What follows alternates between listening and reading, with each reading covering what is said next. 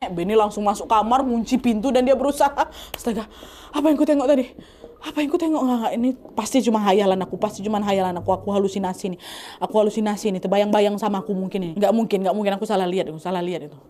Tapi enggak, tapi itu senyata itu dia dipertemukan lagi sama Atia, tapi betulnya kayak gitu. Nah, keesokan harinya, Benny masih kebayang sama kejadian semalam. Itu tuh betulan apa bukan ya? Tapi masa sih dia tuh bukan manusia? Akhirnya di situ Benny nemuin ibu. Wah, ibu lagi di rumah nenek juga. Dia bilang, dicerita lah itu kan soal kejadian semalam, Bu. Kemarin aku nengok kawan lama aku waktu kecil, Bu, namanya Atia. Tapi anehnya dia nggak berubah, Bu. Tetap kayak anak kecil. Pokoknya diceritain itu semua sama si Benny kan. Jadi gini, Bu. Dengar itu, ibu cuma senyum aja, Pak. Nah, kau ingat gak dulu habis sunat, kau pernah manggil nama Atia sambil nunjuk keluar jendela tuh? Ingat? Ingat, Bu. Alih-alih menjawab, Wak, ibu malah ngajak Benny ke kamar almarhum kakekku Nadia yang udah lama dikunci. Di kamar itulah ibu akhirnya menceritakan semua rahasia yang selama ini disimpan rapat-rapat sama keluarga kami, termasuk rahasia soal Atia. Di situ ibu cerita kalau sebelum meninggal, kakek Dula ini sempat menyampaikan 2 wasiat buat ibu. Wasiat pertama, ibu harus dilarang ngebuka peti di kamarnya kakek Dula sampai cucu kesayangan aku ini, Benny ini berusia 15 tahun. Itu wasiat pertama. Terus yang kedua, kakek Dula ini juga minta supaya ibu bersedia dititipin ilmu kebalnya supaya kakek bisa meninggal dunia. Jadi ternyata semasa hidupnya kakek aku ini punya ilmu kebal yang diturunkan dari leluhurnya. Kalian pasti gak asing kan sama anggapan orang yang punya ilmu itu pasti meninggalnya susah kan? Pernah kan dengar kayak gitu? Nah, hal itu juga lah yang ditakutkan sama kakek Dula, Wak. Supaya dia bisa meninggal, kakek ini nitipin ilmunya ini sementara waktu ke anaknya, which is ke ibu. Kakek juga bilang setelah aku gak ada, ibu dipersilakan mau nurunkan ilmu itu ke siapa.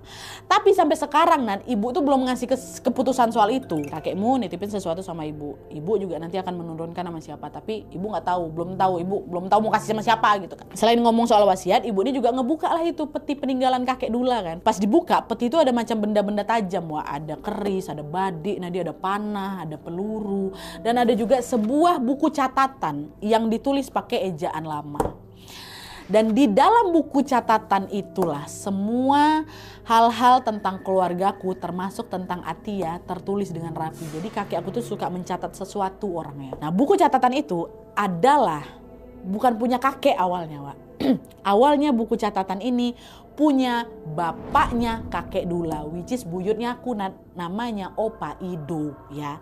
Opa Ido ini punya abang namanya Opa Eri, which is berarti omnya kakek Dula ya. Nah, dari informasi di buku catatan itu diceritakan kalau Opa Ido ini, buyutnya Benny ini, buyutnya Wawa nikah sama perempuan pribumi. Hingga lahirlah itu kakek Dula, kakeknya Wawa. Sementara Om Eri ini nikah sama wanita Belanda, Wak. Dan dikaruniai seorang anak perempuan namanya Atia. Artinya Atia sama kakek Dula sepupuan. Oke. Kehidupan Opa Eri dan keluarganya semula berjalan baik-baik aja, Wak. Sampai akhirnya tibalah masa di mana ada sekelompok orang yang marah dan berniat menghabisi siapapun yang berkaitan sama Belanda. Nah, waktu itu Opa Eri ini ikut diburu. Karena apa? Karena dia nikah sama wanita Belanda kan. Entah kayak gimana pastinya, Wak, tapi suatu hari sekelompok itu menghabisi nyawanya Opa Eri dan juga istrinya yang berdarah Belanda. Tapi karena satu alasan, mereka ini ngebiarin Atia, anak mereka ini yang waktu itu masih berusia 9 tahun, supaya tetap hidup ya.